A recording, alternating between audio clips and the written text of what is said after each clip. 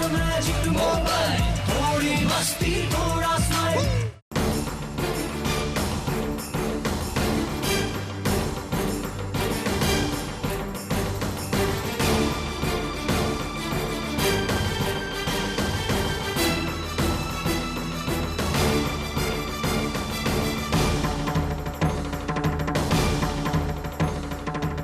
वाह अमृता जी, आप तो हमें बड़ी इज्जत से यहां पर लेकर आई ताकि हमारी बेइज्जती करके वापस हमें यहां से भेज सके। अरे हमने आपका क्या बिगाड़ा है? हम तो आपकी यहां पर भलाई करने आए थे, हमारा और कोई मकसद तो था ही नहीं। और हां, जो 1.5 लाख रुपए आपने हमें दिए हैं ना, वो शीघ्र ही आप तक पहुंच जाएंगे।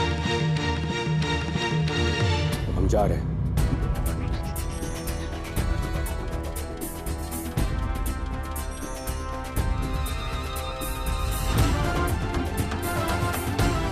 बाबा जी,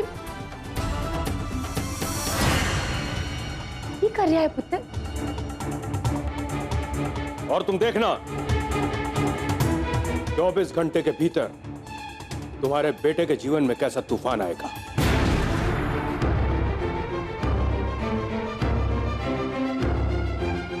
सब कुछ उड़ जाएगा, सब कुछ।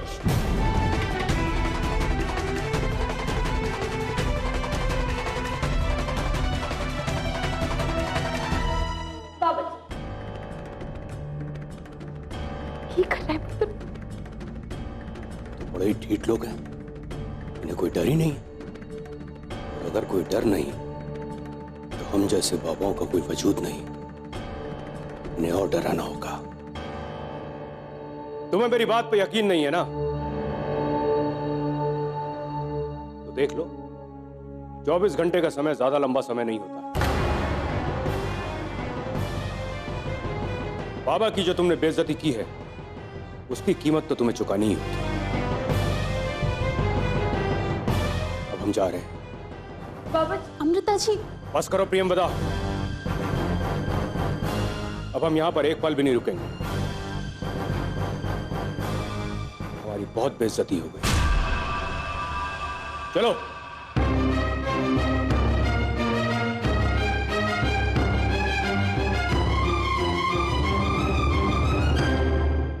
ओए, वो बाबा जी ने कमाल कर देता है। अब रविंदर पे कोई भी संकट आएगा ना, तो उसकी जिम्मेदारी ना परजाई जी की होगी। हाँ,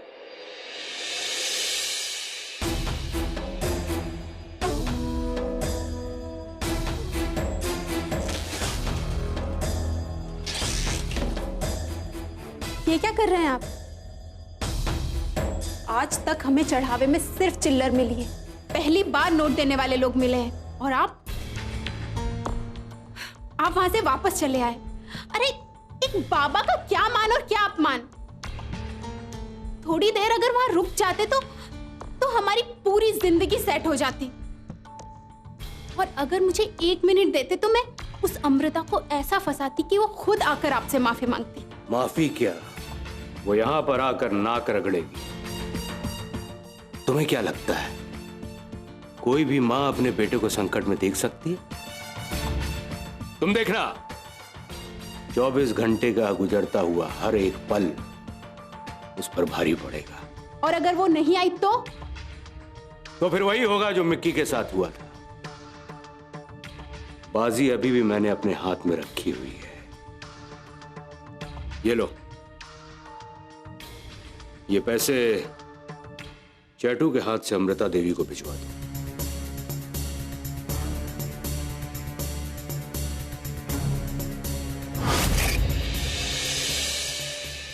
मम्मा, मैं सच कह रहा हूँ।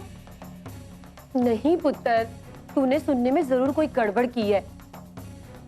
वो ऐसे नहीं है। सारे गांव वाले उनकी जय जयकार कर रही हैं। मम्मा, आप मेरी बात क्यों नहीं सुन रही हैं?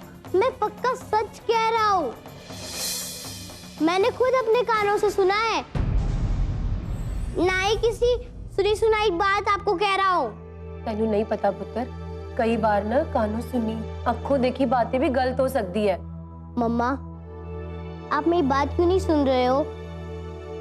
वो बाबा झूठे हैं। आप मुझ पर विश्वास क्यों नहीं कर रहे हो? देख पुत्र, मेरे अकेले की बात होती ना तो मैं तेरी गल पे विश्वास भी कर लेती, पर तू ही दस मैनू, उन्होंने जो कुछ भी मिक्की के बारे में कहा सब सच था ना? पुत्र, वो सबकी समस्याएं दूर कितना या नहीं? मम्मा, मैंने आपसे कभी झूठ कहा? जिद ना करी पुत्र, मैनू उनके पास जाने दे। देख पुत्र, तेरे ऊपर आया हुआ कोई भी संकट मैं अनदेखा नहीं कर सकती। मैनू कुछ भी हुआ ना तो मैं खुद को कभी माफ नहीं कर पाऊंगी। मम्मा, मुझे कुछ नहीं होगा।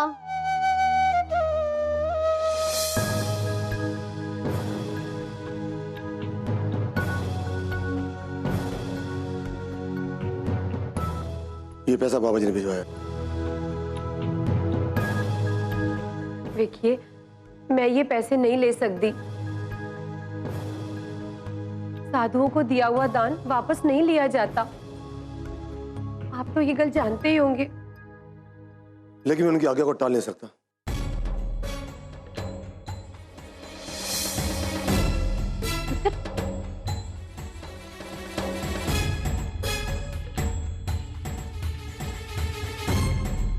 मेरी गल मम्मा,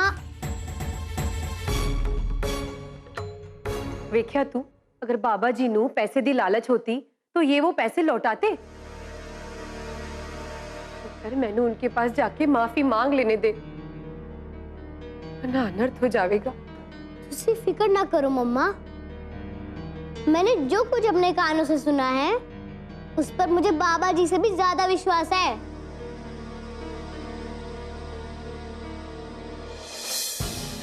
मेरी बात सही साबित हो रही है।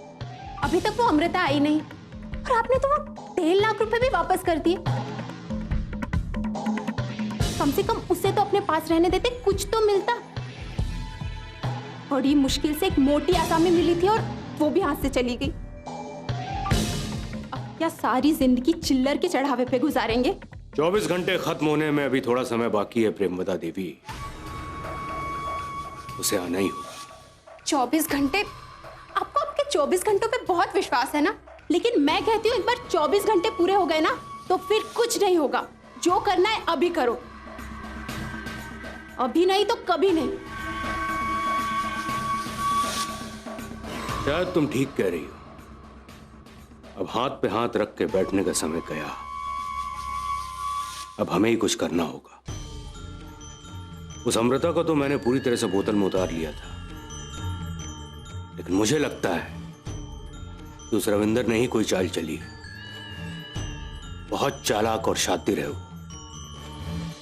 एक काम करो, चैतू को बुलाओ। अब कबड्डी खेलने का समय आ गया है। ताली और मैजिक मोबाइल, थोड़ी मस्ती थोड़ा स्माइल।